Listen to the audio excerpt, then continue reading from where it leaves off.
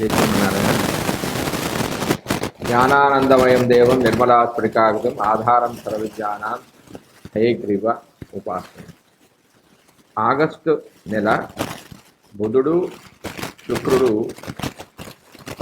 12 రాసుల వారికి ఏ విధంగా ప్రభావాన్ని చూపుతాడు అనేది మనం ఈ వీడియోలో తెలుసుకుందాం. నిత్య జీవితంపై గ్రహాల ప్రభావం గోచార ఫలితాల వలన మనకు బాగా అర్థమవుతుంది. జన్మచక్రం నుండి దానిని గ్రహించవచ్చు. అది మన పూర్వ జన్మ కర్మను ప్రతిబింబజేస్తుంది. బుధుడు అనుకూల గోచారం వల్ల, అంటే గోచారంలో అనుకూలంగా ఉంటే వ్యక్తిలో చురుకుదనం అనేది పెరుగుతుంది. తెలివిగా మాట్లాడమే కాదు, తెలివిగా కార్యాలను కూడా నెరవేర్చగలుగుతాడు. అన్నీ శుభసూచకంగానే ఉంటాయి. బుధుడు అనుకూలంగా లేకపోతే నరాల బలహీనత ఏర్పరిచి సమస్యల బారిన పడవేస్తాడు. అనుకూల బుధుడు మనను తారాస్థాయికి తీసుకుని వెళ్ళగలడు, అన్నిటా విజయాలను చేకూర్చగలడు. శుక్రుడు యొక్క అనుకూల ప్రభావం ఎక్కువగా ఉంటుంది. అతని చలనం వలన మనుషుల అనుభూతులు, ఆలోచనలు బయటపడతాయి. ఒకవేళ యువకులైతే ప్రేమ వ్యవహారాల జోరుతూ ఉంటారు. యువకులు కాకపోతే విహారయాత్రలకు వెళ్ళి వాటి గురించి డబ్బును ఖర్చు పెడతారు. గోచారిత్యా ప్రతికూలమైన శుక్రుడు కుజ శని రాహుల వలన తక్కువ స్థాయిలో ఫలితాలను ఇస్తాడు. అప్పుడు వ్యక్తులు నిరాశ, నిస్పృహలతో, కుంభకోణాలతోనూ సతమతం అవుతూ ఉంటారు. జై శ్రీమన్నారాయణ. జ్ఞానానందమయం దేవం నిర్మలాస్ఫటికాకృతిం ఆధారం సర్వవిద్యానాం హయగ్రీవం ఉపాస్మే. 12 రాశుల వారికి ఆగస్టు నెలలో బుధుడు శుక్రుడు ఇచ్చే ఫలితాలను మనం తెలుసుకున్నాం. నిత్య జీవితంలో గ్రహాల ప్రభావం గోచార ఫలితాల వలన మనకు బాగా అర్థమవుతుంది. జన్మచక్రం నుంచి దానిని మనం గ్రహించవచ్చు. అది మన పూర్వజన్మ కర్మను తెలుపుతుంది. గోచారంలో బుధుడు అనుకూలంగా ఉంటే వ్యక్తి యొక్క చురుకుదనం అనేది పెరుగుతుంది. తెలివిగా మాట్లాడమే కాకుండా తెలివిగా పనులను కూడా నెరవేర్చగలుగుతాడు. అన్నీ శుభసూచకంగా ఉంటాయి. బుధుడు అనుకూలంగా లేకపోతే నరాల బలహీనత ఏర్పడి సమస్యల బారిన పడతాడు. బుధుడు అనుకూలంగా ఉంటే మనను ఒక తారాస్థాయికి తీసుకెళ్తాడు, ఒక రేంజ్కి తీసుకెళ్తాడు. అన్నిటా విజయాలను చేకూరుస్తాడు. ఆ విధంగానే శుక్రుడు యొక్క ప్రభావం వ్యక్తి మీద చాలా ఎక్కువగా ఉంటుంది. అతని చలనం వల్ల మనుషులలో అనుభూతులు, ఆలోచనలు అనేవి బయటపడతాయి. ఒకవేళ యువకులైతే ప్రేమ వ్యవహారాల జోరుతూ ఉంటారు. యువకులు కాకపోతే యాత్రలకు, విహారయాత్రకు వెళ్ళి అక్కడ డబ్బులు ఖర్చు పెడుతుంటారు. గోచారిత్యా శుక్రుడు అనుకూలంగా లేకపోతే కుజ శని రాహుల వలన తక్కువ స్థాయిలో ఫలితాన్ని ఇస్తాడు. అప్పుడు వ్యక్తులు నిరాశ, నిస్పృహలతో ఉంటారు. కుంభకోణాలతోనూ సతమతమవుతూ ఉంటారు. ఇక మనము 12 రాశుల వారికి వారి ఫలితాల గురించి వస్తే, మేషరాశి వారికి బుధుడు పంచమ భావంలో సంచరించడం వల్ల అనారోగ్యము, ఉష్ణబాధలు, కలహము మరియు భార్యాపుత్రులతో భిన్నాభిప్రాయాలు, వాతపిత్తాది వ్యాధులు, శ్రమ, అపకీర్తి,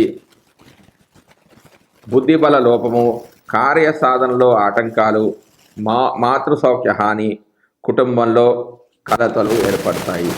బంధువులతో విరోధము, కీర్తి హాని, ధన నష్టం కూడా కలుగుతుంది. అయితే బుధుడు కొన్ని రోజులు, అంటే ఆగస్టు 1 నుంచి ఆగస్టు 22 వరకు సింహరాశిలో సంచరిస్తూ, మరియు శుక్రుడు బుధుడు వక్రీకరిస్తున్నాడు. అంటే 23 ఆగస్టు నుంచి 31 ఆగస్టు వరకు కర్కాటక రాశిలో వక్రీకరిస్తున్నాడు. శుభగ్రహాలు వక్రీకరిస్తే మంచి ఫలితాలు ఇస్తుంటాడు. అంటే బుధుడు పంచమం నుంచి చతుర్థంలో కూడా, అంటే 23వ తారీఖు నుంచి ఆగస్టు 31 వరకు పంచమం నుంచి చతుర్థంలోకి వెళ్తున్నప్పుడు ఈ పై ఫలితాలే వాళ్ళకి వస్తాయి. తర్వాత మేషరాశి వారికి శుక్రుడు ఇచ్చే ఫలితాలు. పంచమ స్థానంలో సంచరిస్తున్నాడు. ఈ నెల మొత్తం కూడా ఆగస్టు నెలలో పంచమ స్థానంలో సంచరిస్తున్నాడు శుక్రుడు. కానీ అశుభ ఫలితాలే వస్తాయి. కార్య విలంబన, అంటే పనులు కాకపోవడం, సేవకులతో అంటే పనిచేసే వాళ్ళతో గొడవలు జరగడం, సంతాన సమస్యలు, పెద్దల యొక్క అనాదరణ, ధనం లభించకపోవడము, మిత్రులతో విభేదాలు జరిగే అవకాశం అనేది శ్రీమన్నారాయణ. జ్ఞానానందమయం దేవం నిర్మలా స్ఫటికాకృతం ఆధారం సర్వవిద్యానాం హైగ్రీవ ఉపాస్మే.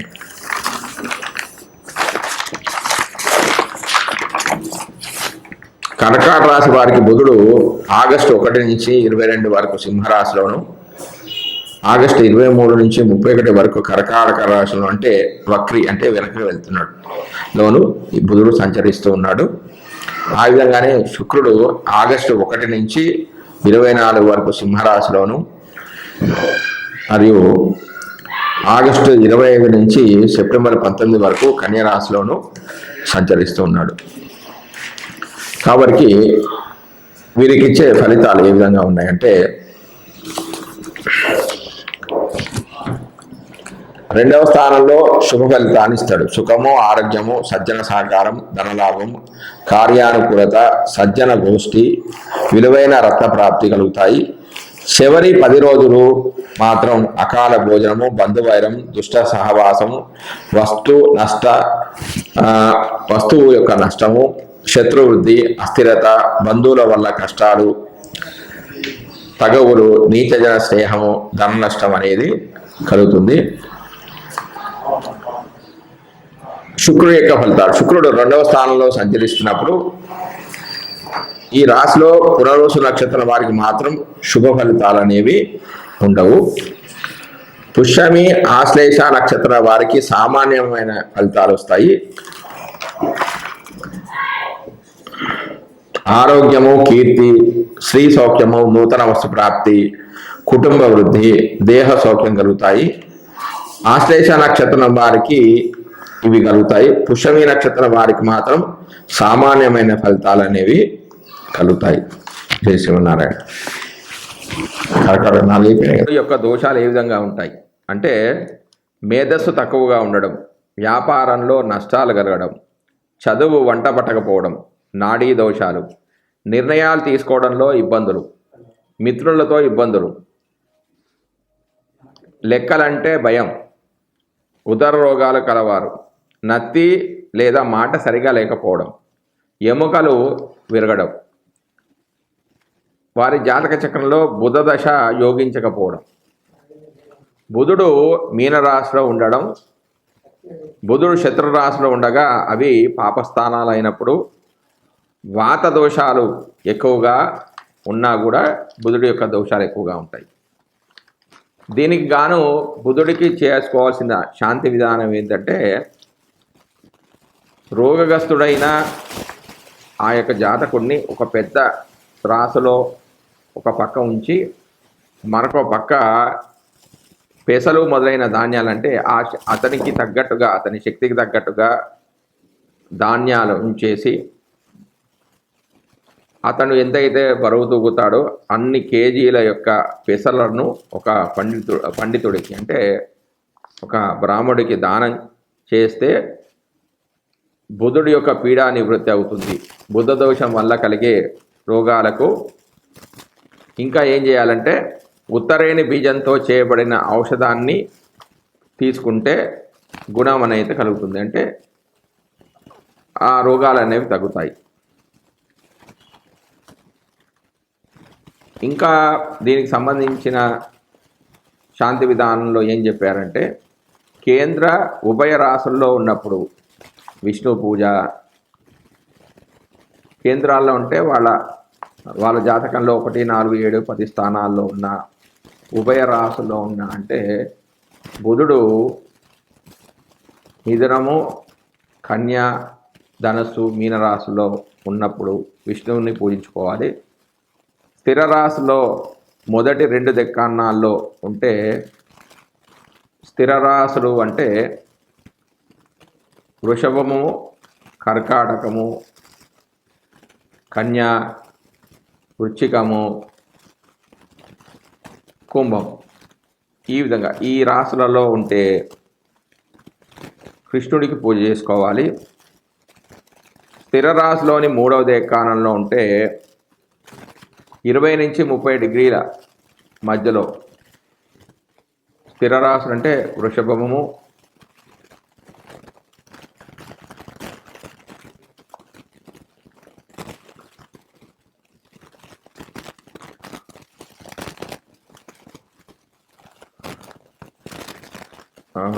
సింహరాశి, వృషభ రాశి, కుంభరాశులలో ఉన్నట్టయితే విష్ణువుకు పూజ చేసుకోవాలి. సింహరాశిలో రవితో కలిసి బుధుడు ఉంటే శివుడికి పూజ చేసుకోవాలి. చంద్రుడితో కలిసినప్పుడు దుర్గాదేవతకు పూజ చేసుకోవాలి. కుజునితో కలిసినప్పుడు సుబ్రహ్మణ్య స్వామికి, సొంత రాశులలో ఉండి శుక్రునితో కలిస్తే గంధర్వులకు, కిన్నరులకు పూజ చేసుకోవాలి. గురు రాశిలో ఉంటే చాముండి దేవతకు, సింహరాశిలో ఉంటే నాగకన్యకు చేసుకోవడము, బుధ పురాణ ప్రార్థన చేసుకోవడము, సరస్వతి సూక్తము, విష్ణు సహస్రనామాలు చేసుకోవడం చాలా మంచిది. ఆ విధంగానే వ్యక్తిగతంగా అయితే ఓం బుధాయ నమః, ఓం భుం బుధాయ నమః, ఓం విష్ణవే నమః, ఓం మహాపురుషాయ నమః అని కానీ, బుధుడి యొక్క గాయత్రి మంత్రం ఇది ఓం గజధ్వజాయ విద్మహే శుక్రహస్తాయ ధీమహి తన్నో బుధ ప్రచోదయాత్ అని కానీ, ఓం సోమతాత్వజాయ విద్మహే సింహరూఢాయ ధీమహి తన్నో సౌమ్య ధీమహి అనే మంత్రాన్ని కానీ, ఓం ఆత్రేయాయ విద్మహే ఇందుపుత్రాయ ధీమహి తన్నో బుధ ప్రచోదయాత్ అనే మంత్రాన్ని కానీ, పురాణోక్త మంత్రమైన ప్రియంగు కలికాశామం రూపేణ ప్రతిభుజం సౌమ్యం సప్తగుణోపేతం తం బుధం ప్రణమామ్యం అనే ఒక మంత్రాన్ని కానీ, బుధ కవచాన్ని కానీ, బుధగ్రహ స్తోత్రాన్ని కానీ, బుధ పంచవిశంతి నామ స్తోత్రాన్ని కానీ, బుధ అష్టోత్తర నామ స్తోత్రాన్ని కానీ పారాయణ చేసుకోవచ్చు. ఇంకా దానంగా బుధవారం కేజంబావు పెసర దానం చేసుకోవాలి. అయితే కేజంబావు అనేది ఎక్కడ లేదండి, అంటే వాళ్ళ శక్తికి అనుకూలంగా, అంటే బాగా డబ్బులు ఉన్న వాళ్ళు సాఫ్ట్వేర్లో అయితే 5 కేజీలు 10 కేజీలు కూడా చేయొచ్చు. అంటే ఎవరు లేకపోతే ఈ ఆర్థిక స్తోమత లేని వాళ్ళకి మాత్రమే ఈ కేజంబావు అని పెట్టారు. అంటే మినిమం కేజంబావు 5 కేజీలు 10 కేజీలు 15 కేజీలు కూడా ఇట్లా వాళ్ళు దానం చేసుకోవచ్చు. ఆ విధంగానే ఆకుపచ్చ వస్త్రము, తగరంటకము, పెసలు, ఆకుపచ్చని పువ్వులు బుధవారం దానం చేయడం అనేది చాలా మంచిది. ముఖ్యంగా బుధగ్రహ దోషాలు పోవడానికి గజమదనం కలిపిన నదీ సంగమ జలము మట్టి పాత్రలో ఉంచి ఆ నీటితో స్నానం చేయడం అనేది చాలా మంచిది. బుధవారం నాడు ఏదైనా వైష్ణవాలయానికంటే వెంకటేశ్వర స్వామి గుడి కానీ, నరసింహస్వామి గుడి కానీ, రామాలయానికి కానీ వెళ్ళి 17 ప్రదక్షిణలు చేస్తే చాలా మంచిది. బుధగ్రహానికి ఏ స్తోత్రమైనా, అంటే విష్ణు సహస్ర పారాయణము, పురుష సూక్తము, గోవిందనామాలు అనేవి చదువుకుంటే ఉత్తమ ఫలితాలు వస్తాయి. ఆ విధంగానే వీరికి మూలికాధారణ అంటే నేల గుమ్మడి, ప్రధాన నైవేద్యం పెసరపప్పుతో చేసింది ఏదైనా సరే, ప్రధాన ఫలము సీమ చింత. ఉపవాసం, బుధవారం ఉపవాసం ఉంటే చాలా మంచిది. ధరించవలసిన వస్త్రాలు ఆకుపచ్చ రంగు వస్త్రాలు. కొన్ని తాంత్రిక ప్రక్రియలు ఏంటంటే పెసలు నానబెట్టి వాటి మరునాడు ఆవులకు లేదా పక్షులకు తినిపించాలి. జాతక చక్రంలో బుధ మహాదశలో వివిధ అంతర్దశలో చేయవలసిన దానాలు ఏమిటంటే, బుధుడి మహాదశ, ఆ బుధుడి యొక్క అంతర్దశలో లక్ష్మీనారాయణ ప్రతిమ అంటే బంగారం దానం చేయాలి. బుధ మహాదశలో కేతు అంతర్దశలో మహిష దానం చేసుకోవాలి. బుధ మహాదశ శుక్ర అంతర్దశలో తెల్లని ఆవును, బుధ మహాదశ రవి అంతర్దశలలో సూర్య ప్రతిమ, బుధుడి యొక్క మహాదశ రవి యొక్క అంతర్దశలలో సూర్య ప్రతిమ దానం చేసుకోవాలి. బుధుడి యొక్క మహాదశలో చంద్రుడి యొక్క అంతర్దశలలో వెండి దానం చేస్తే చాలా మంచిది. బుధుడి యొక్క మహాదశ కుజుడి యొక్క అంతర్దశలలో ఎద్దును దానం చేయాలి. బుధుడి యొక్క మహాదశ రాహు యొక్క అంతర్దశలలో మేకను దానం చేయాలి. బుధుడి యొక్క మహాదశ గురు యొక్క అంతర్దశలలో బంగారు ప్రతిమను దానం చేయడం మంచిది. బుధుడి యొక్క మహాదశ శని యొక్క అంతర్దశలలో గేదెను దానం చేయాలి. బుధుడి మహాదశలో అంతర్దశలలో పీడాల నివారణ కంటే అంతర్దశలలో వివిధ గ్రహాల యొక్క అంతర్దశలలో రామాయణంలో చెప్పిన పారాయణ సర్గలు బుధుడి యొక్క మహాదశ జరుగుతున్నప్పుడు, బుధుడి యొక్క అంతర్దశ జరిగినప్పుడు ఉత్తరకాండము 76వ సర్గ పారాయణ చేసి వారికి ద్రాక్ష పండు నైవేద్యం పెట్టాలి. అంటే ప్రారంభంలో ద్రాక్ష పండు, అంత్యంలో కూడా ద్రాక్ష పండునే నివేదన చేయాలి. ఆ విధంగానే కేతు అంతర్దశలలో యుద్ధకాండ పారాయణం చేసుకోవాలి. 59వ సర్గ పారాయణం చేసి ఈ పారాయణ ప్రారంభంలో ద్రాక్ష పండును నైవేద్యం పెట్టాలి, అంత్యంలో కొబ్బరికాయ నైవేద్యం పెట్టుకోవాలి. బుధుడి యొక్క మహాదశ శుక్రుడి యొక్క అంతర్దశలలో సుందరాకాండ 51 సర్గ పారాయణం చేసుకోవాలి. ప్రారంభంలో ద్రాక్ష పండును, చివరిలో పటిక బెల్లాన్ని నైవేద్యం పెట్టుకోవడం మంచిది. బుధుడి యొక్క మహాదశ రవి యొక్క అంతర్దశలలో అరణ్యకాండ 70 సర్గ పారాయణ చేసి ప్రారంభంలో ద్రాక్ష పండును, అంత్యంలో చెరుకును నైవేద్యం పెట్టుకుంటారు. బుధుడి మహాదశలో బాలకాండ పారాయణ అంటే 16వ సర్గ పారాయణము చేసి సర్గ పారాయణ ప్రారంభంలో ద్రాక్ష పండును, అంత్యంలో పాలును నివేదనగా పెడితే చాలా మంచిది. బుధుడి యొక్క మహాదశ కుజుడి యొక్క అంతర్దశలో యుద్ధకాండ 116వ సర్గను పారాయణం చేస్తూ ప్రారంభంలో ద్రాక్ష పండు, చివరిలో చక్కెర పొంగలి నైవేద్యం పెట్టుకోవాలి. బుధ మహాదశ నడుస్తుంది. రాహు అంతర్దశ జరుగుతున్న సమయంలో సుందరాకాండ 53వ సర్గను పారాయణం చేసి ప్రారంభంలో ద్రాక్ష పండు, అంత్యంలో తేనెను నైవేద్యం పెట్టాలి. అలాగే బుధ మహాదశలో గురు యొక్క అంతర్దశలో బాలకాండ 23వ సర్గ పారాయణం, ద్రాక్ష పండు ప్రారంభంలో నైవేద్యం పెట్టుకోవాలి, అంత్యంలో అరటి పండ్లు అనేవి నైవేద్యం పెట్టుకోవాలి. నివేదనలో ఏవైనా దొరకని పక్షంలో ఆ ఋతువులో లభించే పళ్లను నివేదన చేయవలసి ఉంటుంది. ఈ పరిహారాలు చేసుకోవడానికి విశేషమైన దినాలు ఏమిటంటే, చవితి బుధవారం ఆశ్లేష నక్షత్రము, చతుర్దశి బుధవారం జ్యేష్ఠ నక్షత్రము, ఏకాదశి మంగళవారం రేవతి, చతుర్దశి ఆదివారం ఆశ్లేష, పౌర్ణమి బుధవారం ఉత్తరాభాద్ర, అమావాస్య బుధవారం శ్రవణ నక్షత్రాలు. శుక్రుడి యొక్క దోషాలు నివారణలు. సాధారణంగా శుక్రుడి యొక్క దోషాలు ఏ విధంగా ఉంటాయి? వైవాహిక సమస్యలు, గుర్తింపు లేకపోవడం, గ్రంథులకు సంబంధించిన సమస్యలు, శరీరంలో కాంతి లేకపోవడము, వీర్య సంబంధమైన సమస్యలు, సంతాన ఉత్పత్తిలో సమస్యలు, సుఖ వ్యాధులు, స్త్రీ వల్ల పురుషులు, పురుషుల వల్ల స్త్రీలకు, కుటుంబ సౌఖ్యం లేకపోవడం, సౌందర్యం కోసం ప్రయత్నం చేయడం, తీవ్రమైన జ్వరాలు, వివాహ ప్రయత్నాలు అనేవి సఫలం కాకపోవడం, చంద్ర మహాదశ యోగించకపోవడం, శుక్రుడు గురుని రాశుల్లో ఉండడం. దీనికి శుక్రశాంతి విధానం ఏం చెప్తుందంటే, ఉత్తమ వర్ణానికి చెందిన ఇంటిలోని కన్య ప్రథమ పుష్పవతి అయినప్పుడు ఆమెకు వస్త్ర అలంకరాది భోజనాది ఉత్సవాలను ధన సహాయం చేయడం, ఆవులకు పచ్చి కసుపు ఇచ్చుట అంటే గడ్డి వేయడం, గీత వాయిద్యాలతో హరినామ భజన చేయడం, బ్రాహ్మణ భోజనము మొదలైన కార్యక్రమాల వల్ల శుక్రప్రీతి కలిగి సర్వ దుఃఖ నాశనమవుతుంది. ఇలా చేస్తే శుక్రపీడ నివృత్తి అగునని మయుని చేత సాక్షాత్తు చెప్పబడింది. శుక్రదోష నివారణార్థము ఆరాధించవలసిన దేవతలు: అన్నపూర్ణ, లక్ష్మి, యక్ష్మి, శివభూతులు, యక్షరాక్షసులు,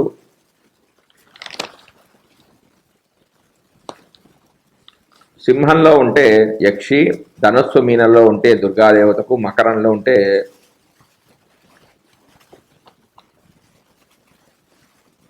వెంకటేశ్వర స్వామికి, కుంభంలో ఉంటే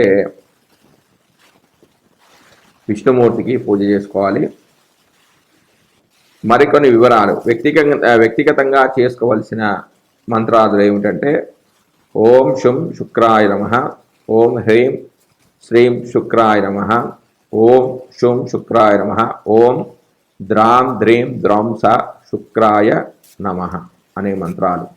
మరియు శుక్రుడి యొక్క గాయత్రి మంత్రాలు ఏమిటంటే ఓం అశ్వధ్వజాయ విద్మహే ధనుర్హస్తాయ ధీమహి తన్నో శుక్ర ప్రచోదయాత్ అనే మంత్రాన్ని కానీ, ఓం భృగుసుతాయ విద్మహే శిష్యవత్సలాయ ధీమహి తన్నో శుక్ర ప్రచోదయాత్ అనే మంత్రాన్ని కానీ, భార్గవాయ విద్మహే అసురాచార్యాయ ధీమహి తన్నో శుక్ర ప్రచోదయాత్ అనే మంత్రాన్ని కానీ, పురాణోక్తమైన మంత్రం ఇదంటే హిమకుంద వనారావం దైత్యానాం పరమంగురం సర్వశాస్త్ర ప్రవక్తారం భార్గవం ప్రణమామ్యం అనే ఒక మంత్రాన్ని కానీ, శుక్ర కవచాన్ని కానీ, శుక్ర స్తోత్రాన్ని కానీ, శుక్ర స్థవరాజం అనే ఒక మంత్రాన్ని కానీ చేసుకుంటే మంచిది. మరియు దీనికి దానంగా శుక్రవారం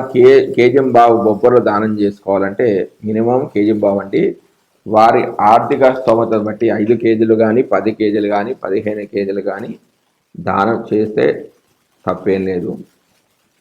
బొబ్బర్లు, శ్వేత వస్త్రము, మెరుపు గల వస్త్రాలు అంటే పట్టు వస్త్రాలు శుక్రవారం దానం చేయడం. దీనికి గ్రహస్థానం గోరోచనం, గజవదనం, శతపుష్పం నీటితో కూడిన రజత పాత్రలో వేసి ఆ నీటితో స్నానం చేయాలి. ఆలయ ప్రదక్షిణ శుక్రవారం నాడు ఏదైనా దేవీ మందిరానికి వెళ్ళి 20 ప్రదక్షిణలు చేయాలి.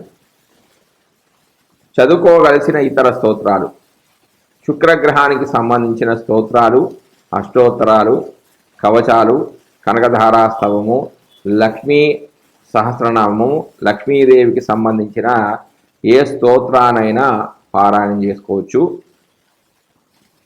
మూలికాధారణం వెంపలి అనే మూలికను ధరించాలంట. ప్రధాన నైవేద్యము పొంగలి, పాయసము. ప్రధాన ఫలం ఏంటంటే అరటిపండు నైవేద్యం పెట్టుకోవాలి.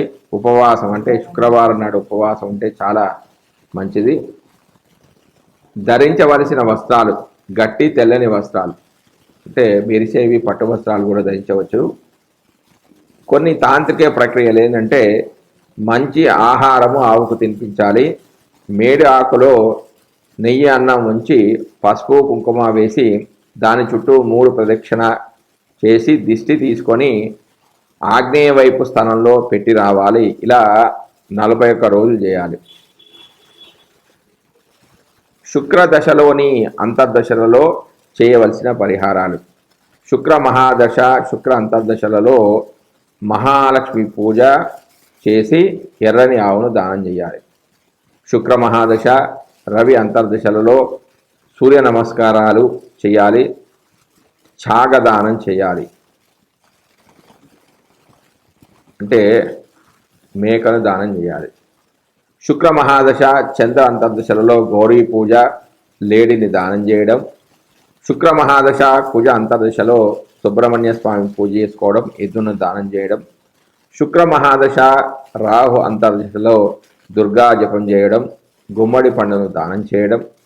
శుక్ర మహాదశలలో గురువు యొక్క అంతర్దశలో నమక పారాయణం చేయడం, అలాగే గుమ్మడి పండును దానం చేయడం. శుక్ర మహాదశ, శని అంతర్దశలో ఈశ్వరుని యొక్క ఆరాధన. మహిషం అంటే ఒక ఎద్దును కానీ దున్నపోతును కానీ దానం చేయడం. శుక్ర మహాదశ బుధ అంతర్దశలో విష్ణు పూజ చేసుకోవడం, లక్ష్మీనారాయణ ప్రతిమను దానం చేయడం. శుక్ర మహాదశ కేతు అంతర్దశలలో లక్ష్మీ గణపతి పూజ చేయడం, దుర్గా ప్రతిమను దానం చేయాలి. ఇంకా శుక్ర మహాదశలో అంతర్దశలలో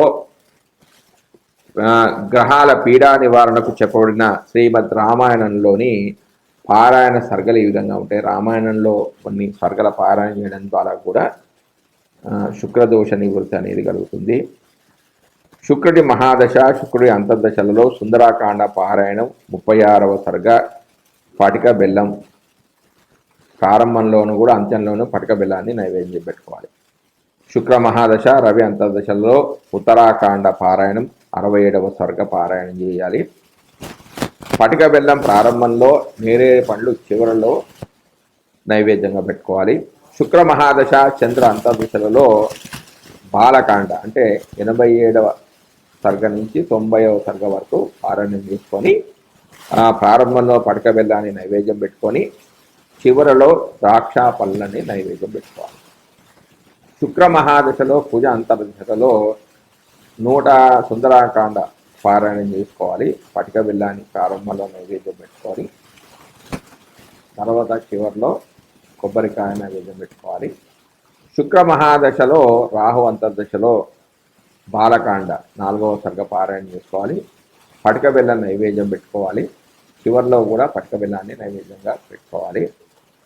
శుక్ర మహాదశ గురువు అంతర్దశలో కిష్కింధాకాండ 14వ సర్గ పారాయణం, మొదట్లో పటిక బెల్లము, చివరిలో చెరుకు అనేది నైవేద్యం పెట్టుకోవాలి. శుక్ర మహాదశ శని అంతర్దశల్లో కిష్కింధాకాండ 102వ సర్గ పారాయణం, ప్రథమంలో పటిక బెల్లం, చివరిలో పాలు నైవేద్యం పెట్టుకోవాలి. శుక్ర మహాదశ ప్రారంభ శుక్ర మహాదశ బుధ అంతర్దశలో బాలకాండ 6వ సర్గ 8వ సర్గ పారాయణ చేసుకుని అంటే 6 నుంచి 8వ సర్గ వరకు పారాయణ చేసుకొని పటిక బెల్లాన్ని నైవేద్యం పెట్టుకొని మొదలు ప్రారంభంలో చివరిలో చక్కెర పొంగల్ నైవేద్యం పెట్టుకోవాలి. శుక్ర మహాదశ కేతు అంతర్దశలలో అరణ్యకాండ 19వ సర్గ నుంచి 22వ సర్గ వరకు పారాయణ చేసుకొని మొదట్లో పటిక బెల్లం నైవేద్యం, చివరిలో తేనె అనేది నైవేద్యం పెట్టుకోవాలి. శుక్ర మహాదశ మొత్తానికి బాలకాండ 73వ సర్గ పారాయణ చేసి పటిక బెల్లం నివేదన చేయడం చాలా మంచిది. ఈ పరిహారాలకు విశేషమైన రోజులు ఏమిటంటే ఏకాదశి శుక్రవారం రోహిణీ నక్షత్రమై, ఏకాదశి శుక్రవారం ఆరుద్ర నక్షత్రమై, ఏకాదశి శుక్రవారం పుష్యమి నక్షత్రమైనప్పుడు, ఏకాదశి శుక్రవారం మఖా నక్షత్రమైనప్పుడు, ఏకాదశి శుక్రవారం అనురాధ నక్షత్రమైనప్పుడు, ఏకాదశి శుక్రవారం జ్యేష్ఠ నక్షత్రంలో కానీ, ఏకాదశి శుక్రవారం పూర్వాషాఢ నక్షత్రంలో కానీ, పౌర్ణమి శుక్రవారం శతభిష నక్షత్రంలో కానీ ఇవి చేస్తే విశేషమైన ఫలితాలు అనేవి వస్తాయి. శ్రీమన్నారాయణ. నమస్కారం.